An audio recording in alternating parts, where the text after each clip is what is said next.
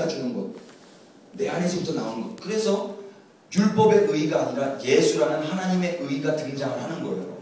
내 걸로 예배해. 그래서 예수로 예배하는 게 바로 신령과 진정이에요. 신령은 영, 영이 뭡니까? 요한복음에서 영은 살리는 것이니, 영의 반대는 죽이는 거예요. 살리는 게 누가? 예수, 영도 예수, 진리, 예수잖아요. 그러니까 예수와 예수로 예배하는 거. 내가 내 의지로 예배하는 게 아니고 예수님으로, 예수님이 격발하시는 그 행동, 예수님이 격발하시는 그 열심으로 드려지는 예배를 하나님은 기뻐하신다고요. 그걸 기다리시고 계신 거예요. 그런 자들을. 그게 바로 예배자란 말입니다. 그게 합평케 하는 자예요. 그게. 그거를 믿는 자들이. 인간이 자신의 주체성과 존재성을 챙기려고 하면 할수록 하나님은 그 인간을 공격하십니다. 왜? 이 상태로 자기가 자신의 주체성과 존재성을 계속 챙겨버리면 어떻게 되는 거예요? 자기가 부인이 안 되는 거죠? 나 아직 살아있어요 하는 거란 말이에요. 내가 살아있으면 어떻게 되는 거예요? 하나님이 자신의 영광이 실추되기 때문에 우리를 공격하는 게 아니고 이 상태로 얘 그냥 내버려두면 얘 죽지 않습니까? 우리 하연이가 자신의 주체성과 존재성을 극도로 나한테 보여주려고 횡단보도를 무단횡단 전력 질주했다고 해보세요. 내가 공격하겠죠. 어택이 들어간단 말이에요. 그러면 안 돼! 이렇게. 근데 얘는 그때 상처를 받을 거 아닙니까? 앵앵 울잖아요. 어려서 모르는 거예요. 지가 죽는지도 모르고 그렇게 전력 질주해 나가는 거예요. 인간은 하나님 앞에서 그런 어린아이보다도 못한 미물이라는 것을 알고 계셔야 되는 거죠. 그래서 하나님의 대척점, 하나님의 반대편에 우리가 서 있을 때 하나님이 우리를 죽이시는 거예요. 우리를 넘어뜨려서 우리의 연약함이 폭로돼서 아, 나는 하나님 없이는 아무것도 할 수 없는 그런 미물이구나.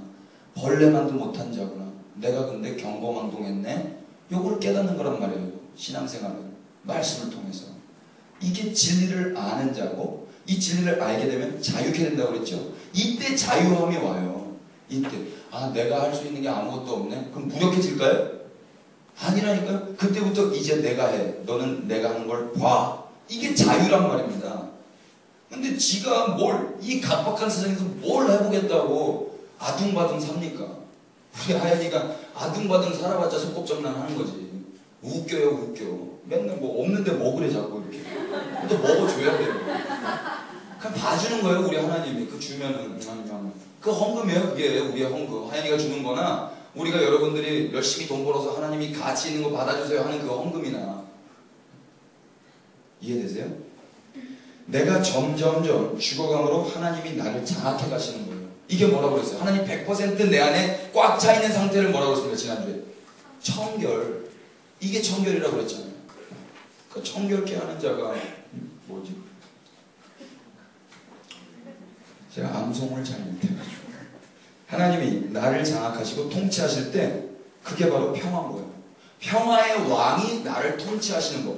그게 평강이란 말입니다. 근데 평화의 왕이 나를 안 통치하면 그게 불화인 거예요. 그러니까 여러분들은 절대 평강의 왕이 여러분을 통치해주는 게 좋은 거란 말이에요. 그런데 어린아이는 그게 싫은 거죠. 저리 가. 아빠 나한테 간섭하지 마. 문 꽝 닫고 들어가죠? 사춘기에 애들이. 밥 먹어. 문 꽝 닫고 들어가잖아요. 저도 그랬거든요. 지금 와서는 진짜 너무 후회하죠. 그런데 우리 아버지는 돌아가셔서 그 후회를 말씀드릴 데가 없어요. 그러니까 엄마한테라도 잘해야 되는 거예요. 엄마가 밥 차려놨는데 테레비 보면서 남자들은 밥 먹죠? 엄마 속 타는 겁니다. 그때 가감하게 테레비를 끄세요. 그리고 밥, 엄마 너무 맛있어요. 엄마는 죽는 거예요, 기분 좋아서. 엄마는 밥도 못 먹고 아들 어떻게 먹나 구경하고 있다니까요? 그런데 아들은 엄마가 차려준 이거에 정신 팔려가지고 먹는 돈 많으면 엄마 죽죠. 성깔 있는 엄마 바로 밥상 날라와요. 인간은 하나님 절대 의존적으로 지음받았습니다. 100% 의존적이에요. 애기 이야기했죠. 우리 딸이 이야기했잖아요. 진짜 피덩이를 보면서 저를 많이 봐요.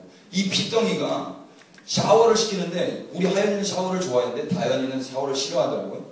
막 발버둥 쳐요. 막 이런데 여러분 그거 아세요? 애가 발버둥 치는 거에 맞으면 욱합니다.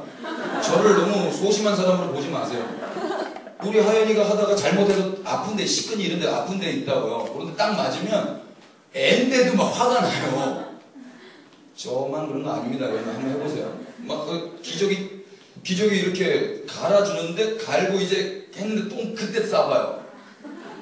새거 갈았는데 이거 하나에 얼마짜린데 막 이거부터 시작을 해가지고 이 수고를 내가 했는데 뭐 애도 막 애처럼 안 보인단 말이야. 근데 이 애가 이런 애가 지 혼자 기저귀를 갈겠다고 아빠 내 몸에 손대지 마. 내가 알아서 찍찍이 이렇게 해가지고 이렇게 할게요. 우스운 거란 말입니다. 이런 건 있을 수가 없는 거잖아요. 코미디인데 인간들이 하나님 앞에서 이게 바로 절대 의존적인 거예요. 그래서 어린아이가 천국 간다고 하는 거예요. 어린아이가 순수해서 천국 가는 게 애들이 뭐가 순수해요? 애들보다 더 영약한 애들이 어디 있어요? 본질상 진노의 자녀는 어릴 때부터 그걸 가지고 태어나는 거예요. 얼마나 악한지 몰라요, 애들이. 제가 우리 애기 이야기했잖아요. 이 손에 먹을 게 있고 이 손에 먹을 게 있어요. 그리고 또 먹을 걸 한번 줘봤어요. 그럼 이걸 버리고 먹어야 될 거 아니에요. 입으로 받는다니까. 입으로. 그게 애들이에요. 우리랑 똑같아요. 욕심, 끝없는 욕심, 먹고 싶은 거. 그래서 순수한 사람이 천국 간다? 그러면 예수 믿어도 천국 간다가 반대가 되잖아요. 그 믿음의 교리가 어긋나지는 거 아닙니까? 순수해서 천국 가는 거 아니에요. 착한 사람이 천국 가는 거 아닙니다. 예수 믿는다는 건 뭐예요? 절대 의존적으로 100% 나는 핏덩이고 예수님이 나 손 안 잡아주면 나 이 욕조에 빠져서 죽어요. 예수님이 나 안 씻겨주면, 죄 안 씻겨주면 나는 더러워서 죽어요. 욕창 걸려서 죽어요 하면서 부끄러워도 엉덩이를 대는 자들, 염치 없어도 하나님 앞에 치부를 오픈하는 자들이 어린아이란 말이에요. 왜? 내가 안 되니까. 내가 나를 샤워할 수 없으니까. 어린아이들은. 어른들은 지가 알아서 샤워하잖아요. 그러니까 나이가 어려도 그 절대자를 의존하지 않는 자들은 어른들이고, 나이가 들어도 노인들도 백발의 할아버지 할머니도 하나님 나는 70, 80 먹었지만 예수님 없이는 아무것도 할 수 없는 어린아이입니다 하면 그 자가 천국 가는 거란 말입니다. 그래서 똑똑한 사람들이 예수를 못 믿는 게 그거예요. 의존 안 하죠. 내가 똑똑한데 뭘 신을 의존해요. 그래서 어떤 사람 그랬잖아요. 예수 믿는 사람들은 미개인이고 무식한 사람들이고 종교를 의지하는 사람들은 연약한 자들이다라고 비아냥 거렸단 말이에요. 근데 그 사람도 한계에 부딪히면 찾는 건 뭡니까? 술 찾아보겠죠. 약 찾아보겠죠. 친구 찾아보겠죠. 자기 주위의 화평을 다 찾아봤는데 결정적으로 그게 화평 아니라고 그랬잖아요. 화평의 왕한테 가야죠. 평강의 왕한테 가야죠. 그런 사람들도 결국에는 하나님 앞에 돌아오죠. 인간은 하나님 절대 의존적으로 지음받았다는 것을 절대 잊어서는 안 됩니다. 그런데 이런 피조물들이 자신들의 주체성과 존재감을 발휘하려고 하면 하나님의 이름이 모독을 당하는 건데, 하나님의 이름이 모독을 당하는 걸 아는지 모르는지 인간들은 계속 자신의 주체성과 존재감을 발휘하려고 해요. 요즘에 화두가 되는 말이 존재감이에요. 제 존재감 없어. 제 존재감 미친 존재감이야. 그러니까 인간들은 존재감 때문에 살아요. 어느 공동체에 가고 싶으세요? 나를 인정해주는 공동체에 가고 싶잖아요. 그 공동체에 가면은 피곤해. 왜요? 나를 인정해주지 않는 거예요. 사람들 너무 재밌는데 나는 왜 이렇게 졸렸지? 내가 거기서 한 규팅에 껴가지고 나도 거기에 막 이렇게 재밌게 놀아봐요. 안 피곤해요. 집에 와서 피곤할지언정. 건설적인 피로는 피로가 아니라고 누군가 그러더라고요. 재밌어요. 그런 거. 그런데 너무나 가치 있는 이야기를 하고 있는데 나랑 상관이 없어. 나를 안 봐줘. 나를 이야기 안 껴줘. 피곤하다고. 존재감이 없는 거. 그래서 그런 공동체에 자꾸 떠나가는 거예요. 왕따가 되는 거예요. 스스로 그 공동체에서 멀어지는 거예요. 갈라디아서 2장 20절 유명한 말씀이죠. 한번 찾아보겠습니다. 이 말씀을 우리가 너무 주문 외우듯이 외워서 좀 안타까운 것도 있는데 오늘 이걸 곱씹으면서 한번 다 같이 읽어봤으면 좋겠습니다. 2장 20절 시작. 내가 그리스도와 함께 십자가에 못 박혔나니 그런즉 이제는 내가 사는 것이 아니요 오직 내 안에 그리스도께서 사시는 것이라. 이제 내가 육체 가운데 사는 것은 나를 사랑하사 나를 위하여 자기 자신을 버리신 하나님의 아들을 믿는 믿음 안에서 사는 것이라. 아멘. 누누이 이야기했기 때문에 이제 나는 없다고 그랬죠. 내가 사는 것은 내가 아니고 내 안에 계신 예수님이라고 이야기했잖아요. 그걸 이제 사도 바울이 이야기를 하고 있는 거란 말입니다.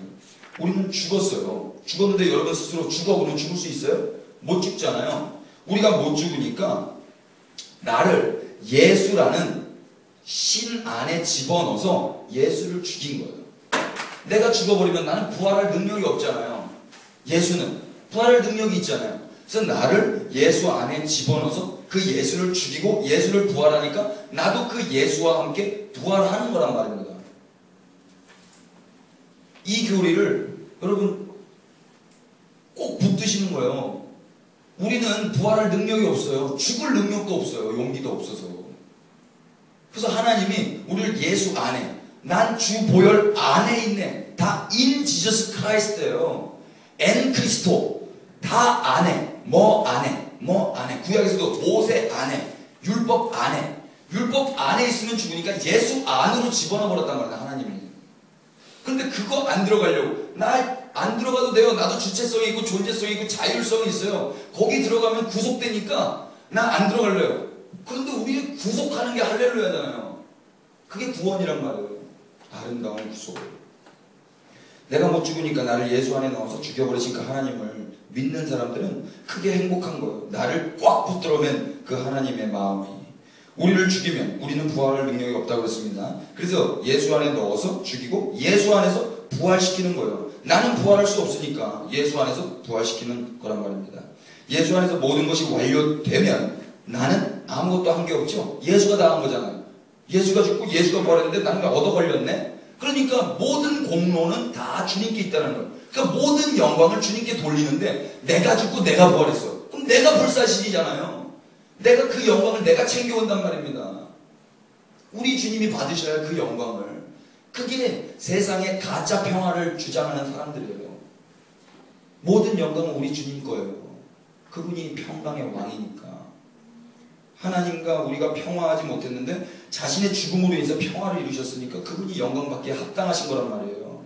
십자가의 메시지는 그래서 죄값의 지불에 대한 메시지뿐만 아니라 하나님 앞에서 자신의 존재성이 죽어야 하늘의 백성으로 산 자가 될 수 있다는 하늘 백성들의 존재의 양식까지 담고 있는 거예요.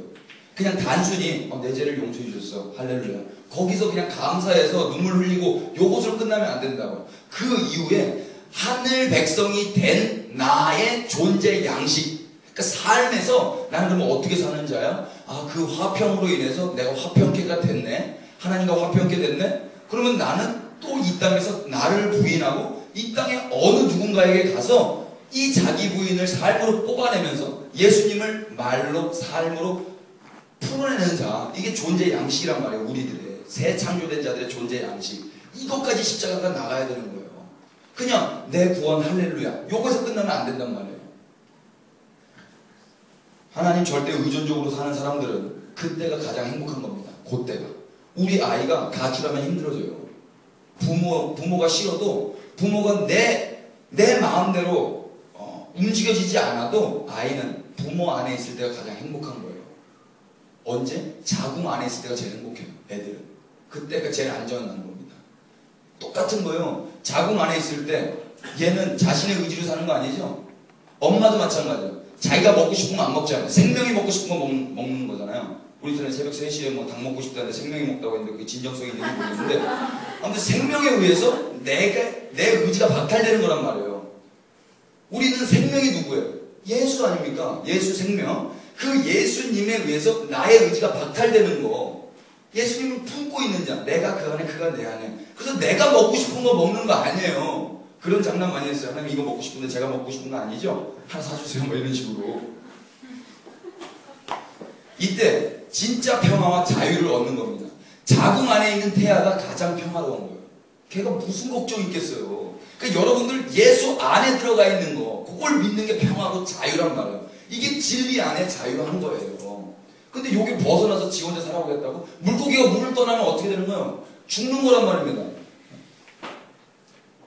더 이상 내가 할 수 있는 것이 아무것도 없다라는 것을 알 때 비로소 인간은 불안함에서 풀려나요. 더 이상 불안하지 않아요. 나의 무익함이 폭로될 때, 나의 무능력함이 폭로될 때 그걸 평화라고 이야기를 하는 거예요. 십자가 안에서 하나님에 의해 육적 자아가 차압되고 하나님의 아들로 완성이 되었다라는 그 은혜의 현실을 알아가는 성도의 삶이 바로 하나님과 자신이 화평케 되는 겁니다. 이게 쉽지만 어려워요, 삶 속에서도. 그러니까 이런 사람들은 그걸 통과해야 돼요. 나의 육적 자아가 차압되는 그 현실을 통과해야 되는 거예요. 얼마나 싫어요. 공부도 많이 하셨잖아요. 그리고 이 정도면 내 인생 내가 한번 살아보고 싶은 그런 포부도 있지 않습니까? 그런데 그런 사람들이 자꾸 나의 의지와 자율성과 존재감과 주체성이 차압되는 거예요. 예수라는 보이지 않는 누군가에게. 그게 기분 좋아요?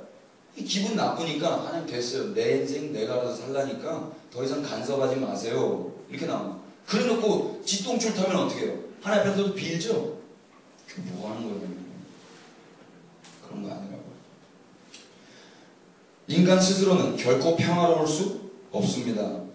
그래서 하나님이 인간의 주체성과 존재성을 빼앗아 가시고 대신 그들의 인생을 책임져 주시겠다고 하시는 거예요. 그러니까 우리 지난주인가? 그 교수님이 내가 네 인생 책임질게. 그 소리 좋잖아요. 그런데 교수님 말고 우리 예수님이 내가 네 인생 책임질게. 전제가 있어. 네가 죽어야 돼. 이거는 고민할 게 아니에요. 절대자가 누군지만 알면 이건 고민할 게 아니에요. 근데 모르는 거예요. 그래서 영생이 예수를 아는 거라고 이야기를 하는 거예요. 모르니까. 여러분 캐나다에 코르반? 그 밧줄 타는 그 진기명기 하는 아저씨 있거든요. 나야가라 폭포를 건넜어요. 외줄로. 유명한 사람 캐나다에 코르반? 아무튼 그런 사람이 있어요. 처음에 네이버에 나오거든요. 우리나라에도 왔었는데 그 사람이 건넜어요. 그러니까 뭐 BBC, MBC 다 와가지고 그걸 찍었단 말이에요. 아, 세계적인 방송은 뭐세요? MBC. 우리 MBC 말고. 네. 아, 발음 좀 별로였나? 아무튼 다 찍었어요. 그리고 와 박수 치고 막 기네스북 막 나가고 그랬단 말이에요. 그런데 이 사람이 딱 이야기를 하는 거예요. 여러분 저는요 저 혼자 지금 건넜는데 저는 제 등에 한 사람 엉구도 건널 수 있습니다. 그랬어요. 믿으십니까? 그랬더니 예 믿죠. 막 그랬어요. 그 기자들이 아멘 할 줄 알았죠. 진짜 믿으십니까? 그가 예 그러더라고요. 그러면 한번 나오실래요? 아무도 안 나왔어요. 무섭잖아. 그런데 거기서 어떤 꼬맹이 하나가 나가더라고요. 그거 업히고 가는 거예요. 건넜어요. 그러니까 기자들이 와가지고 걔를 막 인터뷰하기 시작하는 거야. 야 너 안 무서웠어? 어른들도 못했는데 너 어떻게 그랬어? 이 애가 뭐라고 말하냐면은 나는 우리 아빠가 이것을 충분히 건널 수 있다는 걸 알아요. 그런 거예요. 그 아는 게 믿음이란 말이에요. 이 아들은 이 아빠가 누군지를 알기 때문에 그걸 건너는 거예요. 자기의 생명 상관없는 거예요. 알기 때문에 그 나야가라 폭포 건너는 거란 말입니다. 그게 아들이에요. 아들. 아빠를 아는 아들. 이게 믿음이란 말이에요. 근데 우리는 아빠가 진짜 평화는 나의 존재성이 하나님 앞에서 삭제되는 것인데 인간은 자신의 존재성을 드러남으로 평화를 누리려고 해요. 이 얘가 만약에 자신의 존재성을 알면 아빠를 안 믿었으면 아빠 바람이 불어요. 우측으로 좀 더 에너지를 좀 쓰셔야 될 것 같은데 아빠 그런 거 하면 팍 쳐버리죠. 그죠?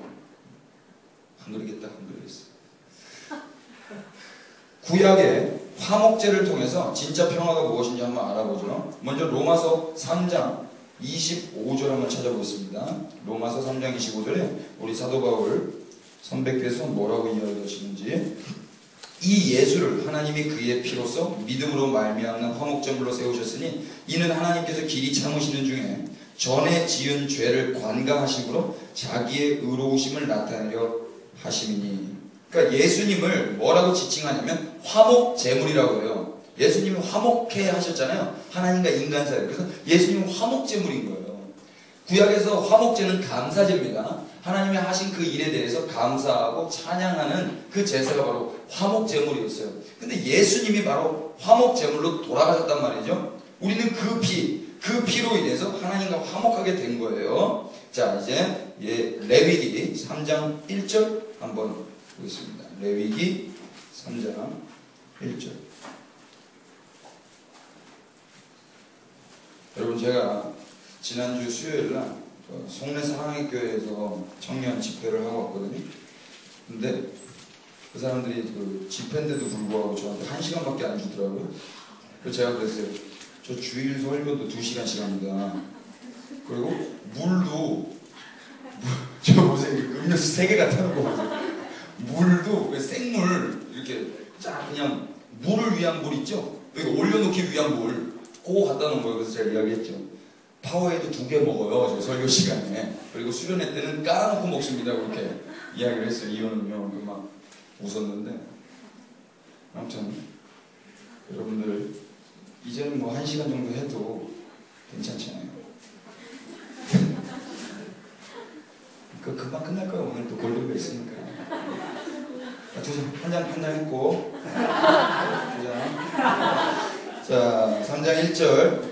사람이 만일 화목제의 제물을 예물로 드리되 소로 드리려면 수컷이나 암컷이나 흠 없는 것으로 여호와 앞에 드릴지니 그 예물의 머리에 안수하고 회막문에서 잡을 것이요 아론의 자손 제사장들은 그 피를 제단 사방에 뿌릴 것이며 그는 또 화목제의 제물 중에서 여호와께 화제를 드릴지니 곧 내장에 덮인 기름과 내장에 붙은 모든 기름과 두 콩팥과 그 위에 기름 곧 허리 쪽에 있는 것과 간에 덮인 껍질을 콩팥과 함께 떼어낼 것이요 아론의 자손은 그것을 제단 위에 불 위에 있는 나무 위에 번제물 위에서 살을 지니니 이는 화제라 여호와께 향기로운 냄새니라. 아멘. 왜 여기서 기름과 간과 콩팥이 나올까요? 여러분들 허리 주위에 있는 그런 기름 이야기하는 거 아닙니다. 여러분 주위에 있는 그 피하지방, 내장지방 이야기하는 게 아니고 기름 하면 떠오르는 게 뭐가 있어요? 기름 부음 받은 자. 근데 메시아잖아요. 그래서 메시아로만 제사가 이루어질 수 있다라는 거예요. 간과 콩팥은 뭘까요? 간과 콩팥. 해독작용이 있는 거죠. 우리 보면 술 먹은 사람이 운동을 열심히 한다고 그래요. 술 깬다고. 그런데 술도 간이 해독하고 운동도 간이 해독하거든요. 그래서 러닝 뛰다가 넘어진 사람 되게 많아요. 순간 쇼크 먹어가지고. 그러니까 여러분 술 먹고 운동하지 마세요. 네 하시는 분들 여기 없겠죠?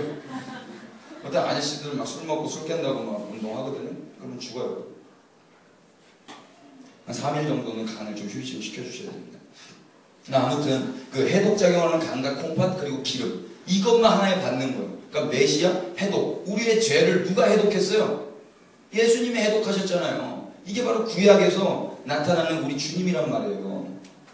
화목제, 제바우 샬라민. 제바우는 제사란 뜻이고 샬라민, 샬롬이 뭐예요? 평화. 샬롬은 샬롬, 샬라민. 이게 다 같은 샬롬에서 나와요. 평화에서 나와요. 그러니까 평화의 제사. 이게 바로 화목제물이에요. 화평케 하는 제사. 제바우 샬라민.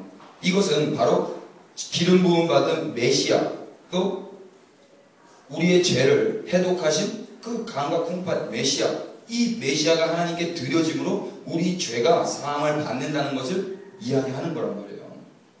메시아만이 우리를 해독할 수 있고 기름 부음 받은 예수만이 우리를 하나님 앞에 화평케 할 수 있다는 겁니다. 화목제는 다른 번제와 다르게 암컷과 수컷 구별이 없어요. 그것도 무슨 뜻이냐면 아무거나 드려도 된다는 말인데 하나님과 화목해야 되는 데는 수평적으로 어떤 차별도 없게 된다는 말이에요. 차별 없이. 레위기 7장 14절 한번 볼까요? 레위기 7장 14절.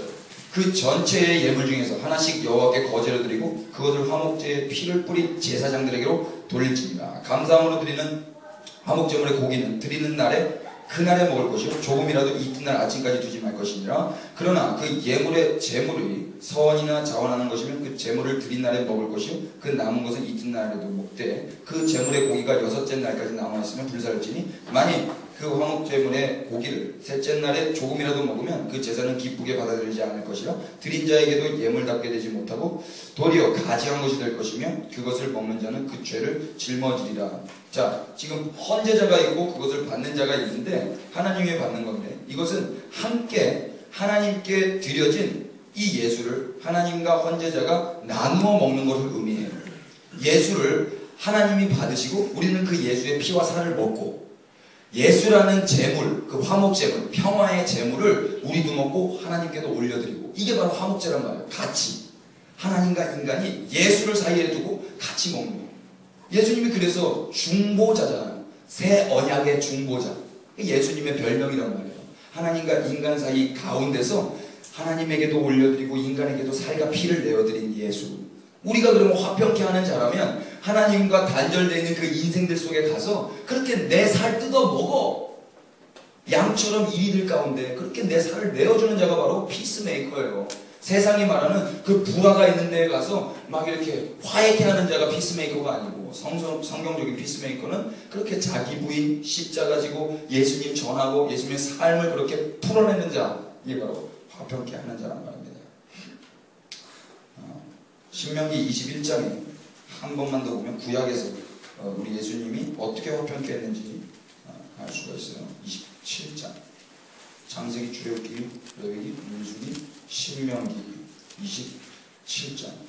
여러분들 이런 말씀 잘 읽으시나요? 모세오경 달달달달 읽으세요. 이런 거 재밌지 않습니까? 1절 27장 1절 모세와 이스라엘 장로들이 백성에게 명령하여 이르되 내가 오늘 너희에게 명령하는 이 명령을 너희가 다 지킬지니라. 그 명령이 뭐냐면 너희가 요단을 건너 내 하나님 여호와께서 너에게 주시는 땅에 들어가는 날에 큰 돌들을 세우고 석회를 바르라. 그러니까 가나안 들어가면 이렇게 하라는 거야. 요단 건너는 이 율법의 모든 말씀을 그 위에 기록하라. 그러면 네 하나님 여호와께서 너에게 주시는 땅, 곧 젖과 꿀이 흐르는 땅 가나안, 네가 들어가기를 네 조상들의 하나님 여호와께서 너에게 말씀하신 대로 하리라. 너희가 요단을 건너거든 내가 오늘 너희에게 명령하는 이 돌들을 에발산에 세우고 그 위에 석회를 바를 것이며 또 거기서 네 하나님 여호와를 위하여 제단, 곧 돌단을 쌓되 그것에 쇠의 연장을 되지 말지니라. 아멘. 에발산 어떤 산인 줄 아세요? 에발산 신명기 11장 29절 한번 보겠습니다. 신명기 11장 29절 네 하나님 여호와께서 네가 가서 차지할 땅으로 너를 인도하여 들이실 때에 너는 그리심산에서 축복을 선포하고 에발산에서 뭘 선포하래요? 저주. 왜 하나님이 가나안 땅에 들어가면 이 저주를 선포하는 저주의 산이거든요. 에발산은 이 저주의 산에서 이 제단을 쌓으라고 그랬을까요? 충분히 유추할 수가 있어요. 모세가 에발산에 단을 세우라고 한 그 이유, 왜 에발산일까? 왜 저주의 산일까? 하나님과 하나님의 백성의 화평은 이스라엘의 공로가 아니라 저주로 인해 사망으로 끌려가고 있는데 이 저주의 산에서 예수께서 화목제물로 드려짐으로 말미암아 우리가 살았다는 것을 의미하는 거예요. 우리는 저주 가운데 있다가 사망 가운데 있다가 생명이신 그 생명이 우리를 삼킴으로 더 이상 사망에서 생명으로 이동했지 않습니까?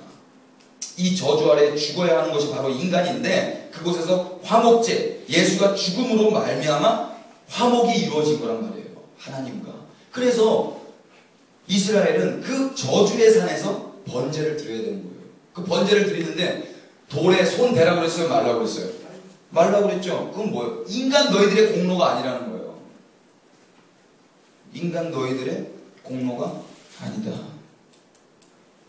돌단을 쌓을 때 쇠 연장을 대지 말라고요. 인간들이 정으로 돌을 쪼개지 말라는 거예요. 그냥 그 돌, 자연 그 돌, 너희들의 수고와 노력 말고 그냥 그 돌. 인간은 모두가 자신의 존재감을 향상시키고 그 존재감을 확립하기 위해서 살아요. 모든 사람은 다 이 존재감 향상, 존재감 확립, 존재감 확장을 위해서 산단 말입니다. 나 이런 사람이야. 나 더 이런 사람 될 거야. 나 좀 알아줘. 요것 때문에 산다고.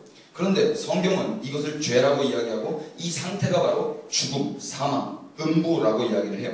이 상태가 바로 불안, 평화 없음, 괴로움, 고통인 거예요. 그런데 이것도 모르고 사람들은 자신의 존재감이 향상되면 향상될수록 행복하다고 착각하는 거예요. 많은 사람들이 자신을 사랑해주고 많은 사람들이 자신을 인정해주면 그거에 헤헤 허허 한다고. 예수님 없이도. 근데 많은 사람들이 무슨 능력이 있어요. 근데 사람들에게 인정받지 못하면 죽을 것 같잖아요. 그런 거 아니란 말입니다. 인간이 무언가를 시도해 보려고 하면 절대 안 되는 거예요.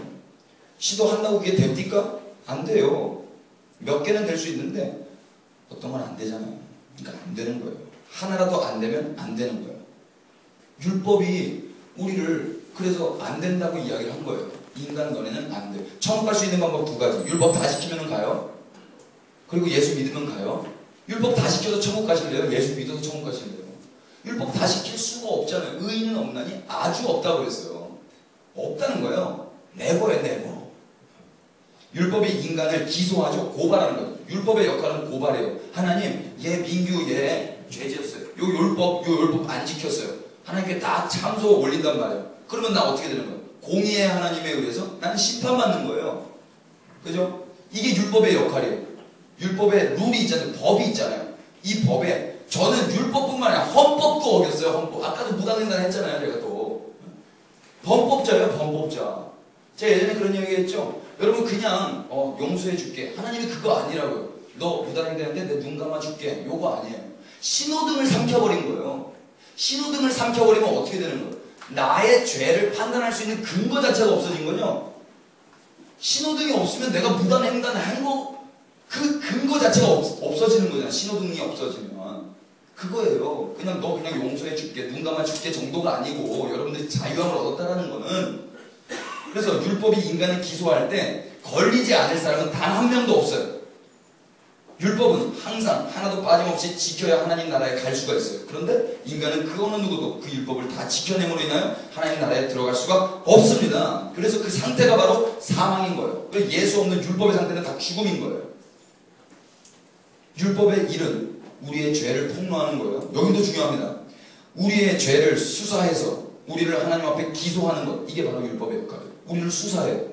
우리를 막 뒤쫓아다니면서 얘 어떤 죄 짓나? 얘 이거 잘못했지. 요거를 수사해서 기소해, 고발하는 거예요. 그래서 하나님께 참소, 고자질하는 거예요. 하나님이 얘 요거 죄졌어요.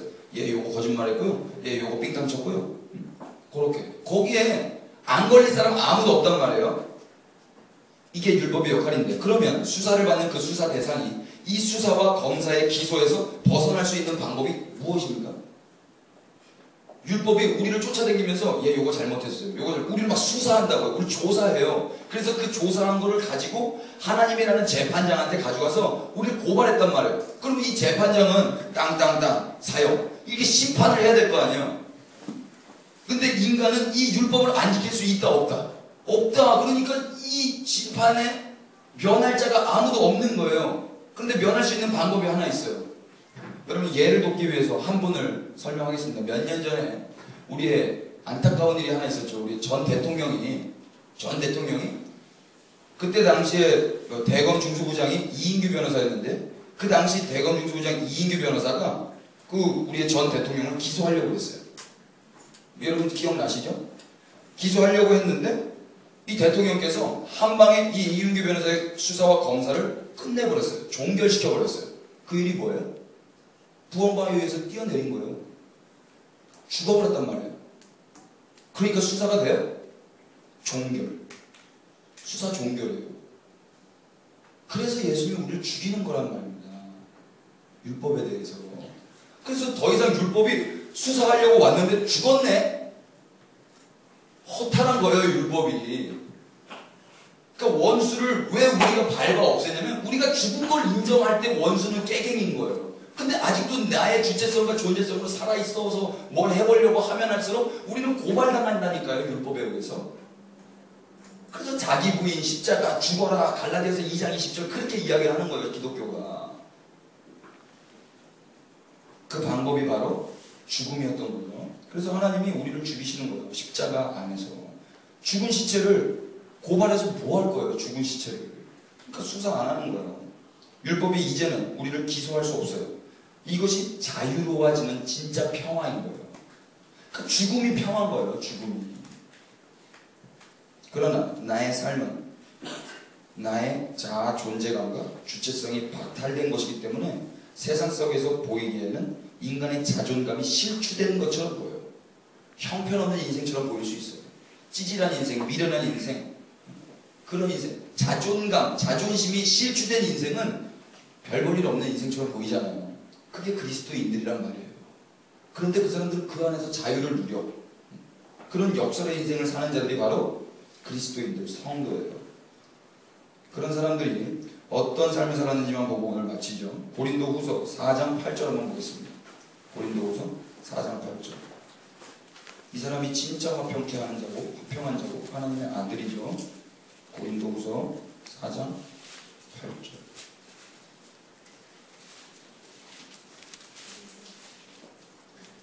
우리가 사방으로 우겨쌈을 당하여도 쌓이지 아니하며 답답한 일을 당하여도 낙심치 아니하며 박해를 받아도 버림받지 아니하며 거꾸로 뜨림을 당하여도 망하지 아니하고 우리가 항상 예수의 죽음을 몸에 짊어지면 예수의 생명이 또한 우리 몸에 나타나게 하려 함이라. 우리 살아있는 자가 항상 예수를 위하여 죽음에 넘겨지면 예수의 생명이 또한 우리 죽을 육체에 나타나게 하려 함이라. 그런즉 사망은 우리 안에서 역사하고 생명은 너희 안에서 역사하느니라. 지금 11절과 12절이 좀 생뚱맞아요. 다시 한번 읽어볼게요. 우리 살아있는 자가 항상 예수를 위하여 죽음에 넘겨짐은 예수의 생명이 또한 우리 죽을 육체에 나타나게 하려 함이라. 요건 조금 이해되시죠? 근데 12절에 갑자기 그런즉 사망은 우리 안에서 역사하고 생명은 너희 안에서 역사하느니라. 이게 무슨 말이냐면 우리는 아까 얘기했죠. 죽어서 생명의 평안을 누리고 사는 사람들이 성도라고 그랬잖아요. 그래서 우리는 죽음에 대해서 더 이상 두렵지가 않아요. 그래서 사망 가운데로 담대하게 걸어갈 수가 있는 거예요. 근데 세상 사람들은 평화운운하면서 죽음이라는 인간 실존의 문제 앞에서 벌벌벌 떤단 말이에요. 근데 우리는 그 인간 실존의 문제를 뛰어넘은 자잖아요. 그래서 그 사망 가운데 두려워하는 자들 속으로 들어가요. 화평케 하는 자로. 그래서 내가 그 사망 먹을게. 너는 살아. 사망은 그래서 나한테 역사하고 너는 생명 안으로 다시 들어가. 이게 화평케 하는 자란 말이에요. 이해되세요? 다시 우리 살아있는 자, 우리 살아있어요. 항상 예수를 위하여 죽음에 넘겨져요. 우리는. 이게 성도예요. 근데 우리가 살아보겠다고 감우병 걸리면 안 되니까 막 그거 안 먹으려고 막 도망다녀. 신종플루 안 걸리려고 막 살인다니까요, 몸을. 죽음에 매일매일 넘겨지는 게 성도의 삶이란 말입니다. 그런 진짜 신체적인 죽음뿐만 포함해서 우린 그런 게 무서운 게 아니잖아요. 죽어도 죽지 않는데 뭐가 두려워요? 인간 실존의 문제를 해결했는데 뭐가 두렵냐고요.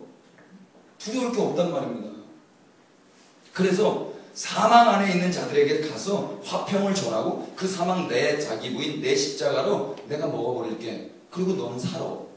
예수님이잖아요. 그게. 그렇게 가는 거예요. 그래서 사망은 우리 안에서 역사하고 생명은 너희 안에서 역사하느니라. 거꾸로 됐어. 근데 나 살기 위해서 너가 죽어야 돼. 이게 세상의 구조 아닙니까? 적자생존. 약육강식. 어떻게 하면 내가 살기 위해서 널 죽여야 되는지를 고민하는 게 세상 아닙니까? 우리는 그 반대의 패러다임이란 말이에요. 나 죽을게. 너 살아. 그 예수님이 보여주신 삶이었잖아요. 그거 보고 우리가 사는 거예요. 사망은 내 안에 역사하고. 자, 그거를 6장 3절 보세요. 그렇게 사는 사람들은 뭐라고 이야기하냐면 우리가 이직분이 바로 그거예요. 이직분. 우리가 그렇게 사는 거. 사망을 우리 안에, 생명을 너희 안에. 이 직분이 비방을 받지 않게 하려고 무엇이든지 아무에게도 꺼리끼지 않게 하고 오직 모든 일에 하나님의 일꾼으로 자천하여 많이 견디는 것과 환난과 궁핍과 고난과 매맞음과 갇힘과 난동과 수고로움과 자지 못함과 먹지 못함 가운데서도 깨끗함과 지식과 오래 참음과 자비와 성령의 감화와 거짓이 없는 사랑과 진리의 말씀과 하나님의 능력으로 의의 무기를 좌우해 가지고 영광과 욕됨으로 그러했으며 지금 계속 역설이 나오고 있어요. 악한 이름과 아름다운 이름으로 그러했느니라. 우리는 속이는 자 같으나 참되고 무명한 자 같으나 유명한 자요 죽은 자 같으나 보라 우리가 살아있고 징계를 받는 자 같으나 죽임을 당하지 아니하고 근심하는 자 같으나 항상 기뻐하고 가난한 자 같으나 많은 사람을 부요하게 하고 아무것도 없는 자 같으나 모든 것을 가진 자라다 이놈들아. 이렇게 이야기를 하는 거예요. 세상 앞에서 여러분들이 이렇게 당당하게 내가 이렇게 비록 찌질하고 가난하고 멍청하고 이렇게 보인다 할지라도 진짜 내가 진짜야 이놈들아. 이렇게 사는 거라고요. 제가 어저께 한숨 못 잤거든요. 한숨도 못 잤어요. 한숨도. 죽을 것 같은데 안 죽을 것 같죠 지금. 이게 죄임이에요. 이 공식이 깨져버렸잖아요. 예배가 그런 거란 말입니다. 예수 안에 나와서 죽어야 돼요. 못 자면 죽어야 되잖아요. 하루니까 그럴 수 있겠죠. 여러분 해보세요. 금토일 지금 계속 그러고 있는데 해보시라고. 몸에서 또 썩은 내가 나는 거예요. 근데 예수 믿는 사람은 이 역설의 진리를 포괄하는 자들이란 말이에요. 그래서 세상 사람들 여러분들 질문해야 돼요. 야, 너 어떻게 그렇게 사니? 안 피곤하니? 자수성가 스타일로 그렇게 열심히 해서 그런 사람들 스타일 말고 정말 이렇게 사도 바울처럼 무명한 자 같으나 유명한 자요 죽은 자 같으나 봐라 나 살아있다. 징계를 받는 자 같으나 죽임 당하지 않고 근심하는 것처럼. 우리가 근심하는 건 뭐예요? 세상 사람들이 하는 근심은 나의 자아 확대를 하기 위해서 욕심 때문에 근심하는 거거든요. 욕심이 근심이에요. 근데 우리는 그런 욕심 자아를 다 십자가에 못 박여 죽였잖아요. 우린 그런 근심 없어요. 하나님이 원하시는 근심이에요. 회개를 불러일으키는 근심, 후회 없는 근심, 하나님 나라 확장을 위한 근심. 그래서 그 근심하는데 그게 기쁜 거예요. 아니 나도 이런 걸 꿈꿔도 돼? 감히 나같이 천한 자도 이런 거창한 하나님의 나라를 품어도 돼? 기쁜 거란 말이에요. 가난하죠? 얼마나 가난해요? 가난 뻥구멍 째지는 그 가난.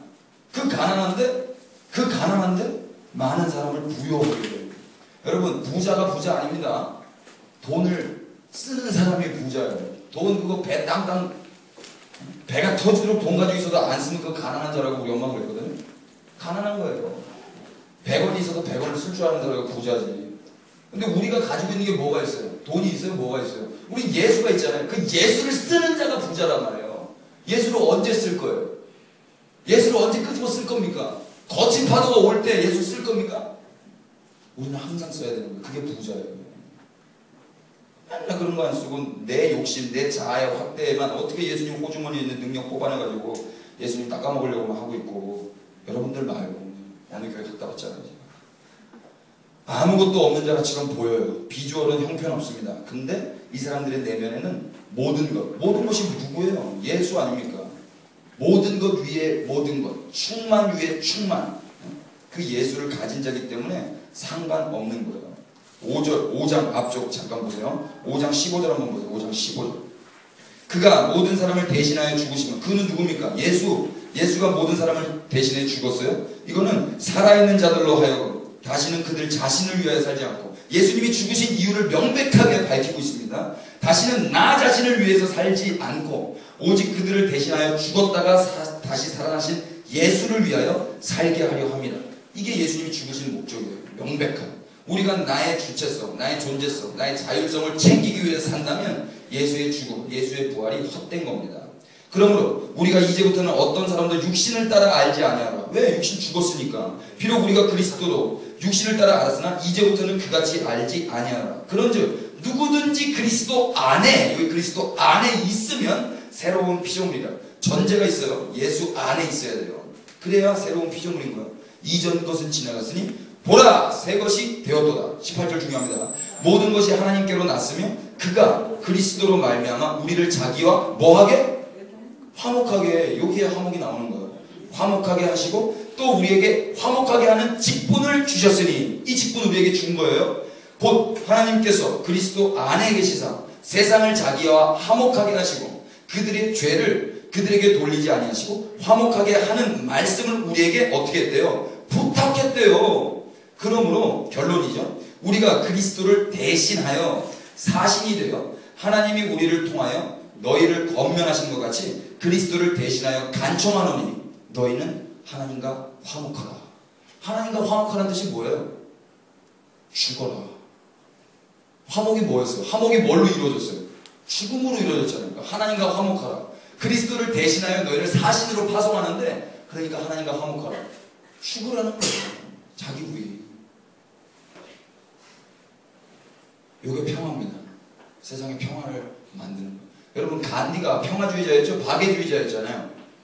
세상 예수 안 믿는 사람은 그 사람은 평화주의라고 이야기하는데 이제 여러분들은 간디를 평화주의자라고 이야기하실 수 없겠죠. 예수 없이 인간들끼리 평화, 박애 요거 아니란 말이에요. 그래서 비폭력 부자와 간디는 눈 뜨자마자 산상수훈을 읽었어요. 눈 뜨자마자 꼭 마태복음 5장 9절을 읽고 아 나 화평케 하는 자 돼야지. 그 사람이 힌두교 사람이잖아요. 그래서 나 하나님의 아들이란 칭함을 받아야지 해서 그렇게 사람들 사이에 싸우지 마세요. 그러고 댕겼다고. 성도한테 그런 거 요구하는 거 아닙니다. 성경이. 십자가 예수님께서 우리에게 허락하신 그 은혜의 징표, 자기 부인, 피 흘리심, 자신의 주체성, 존재성, 자율성이 다 차압당하는 거. 우리는 이 화목케 하는 직분을 받았어요. 이 직분이 있는 거예요. 모두에게 공이 약속하신 거예요. 너는 집사야, 너는 장로야, 너는 전도사야, 목사야. 이 직분 말고 화목케 하는 직분을 받았단 말입니다. 이 직분 감당하지 않으면 하나님 아들 아닌 거라고 그러죠? 자기 부인 십자가 없으면 안 되는 거예요. 가족 가운데 이런 거 많아요. 예수 안 믿는 가족 가운데 가서 이 자기 부인 십자가 전해보세요. 가족의 화평이 더 돈독해질까요? 깨지죠. 안 믿는 가족 가운데. 그게 그 인간적인 화평이 깨지는 게 두려워. 진짜 화평을 안 전하는 거. 이게 죄라고요. 여러분 사회 공동체 가셔서 이 화평 전해보세요. 이 화평 전하면, 심지어 교회 안에서도 이 화평 전하면 그 소리 듣기 싫어요 이렇게 나온다니까요. 더 이상 십자가 이야기 좀 하지 마세요 이렇게. 교회에서 십자가 이야기 안 하면 뭐 이야기합니까? 십자가 부활 재림 이야기 안 하고 뭐 이야기해요? 인간 사회 대인 관계 성공 희망 행복 축복 뭐 이딴 거 이야기할까요? EBS 다큐멘터리 보세요. 그런 거면 훨씬 더 잘해요 목사들보다. 그런 교수님들이. 제발 우리 주님이 하신 그 십자가를 격화시키지 않았으면 좋겠어요.